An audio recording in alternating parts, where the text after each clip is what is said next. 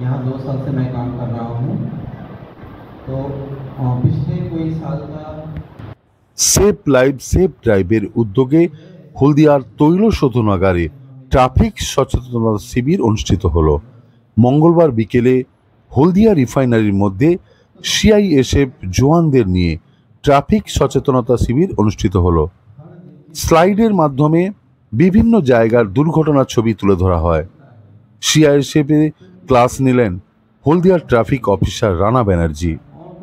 নিয়ম মেনে গাড়ি চালানোর আর্জি করলেন।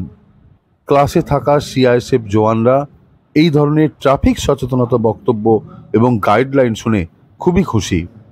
সেভ লাইফ সেভ ড্রাইভের উদ্যোগে হলদিয়া রিফাইনারির মধ্যে সিআইএসএফ জওয়ানদের নিয়ে ট্রাফিক সচেতনতা শিবির অনুষ্ঠিত হলো।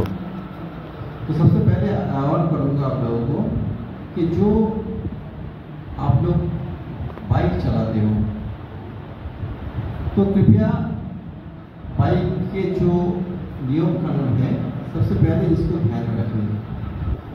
आप भी वर्दी में काम करते हैं, हम भी वर्दी में काम करते हैं, लेकिन इसकी वर्दी में काम करने के लिए एक्सीडेंट बढ़ते जा रहा है। अभी एक वीक पहले आप लोग को रांची एयरपोर्ट का भी पता चला होगा।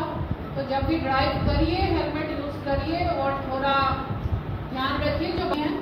और सर ने सर के लिए एक छोटा सा गिफ्ट भेजा है, तुम सियासत की तरफ से चाहेंगे कि सर वो हमारा गिफ्ट एक्सेप्ट कर लेते।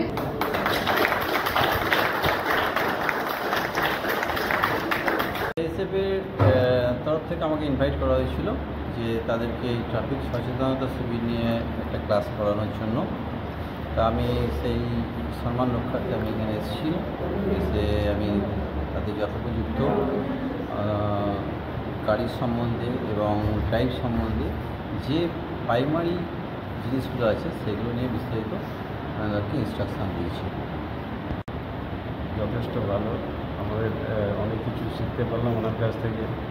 আমাদের যত স্টাফ ছিল তাদেরকে অনেক আমরা সচেতনতামূলক কিছু ওনার স্পিচ থেকে তারা অনেক উপকৃত হবে, অনেক কিছু শিখলাম। এটা খুবই প্রয়োজন, এটা খুব নিট, খুব দরকার এটা।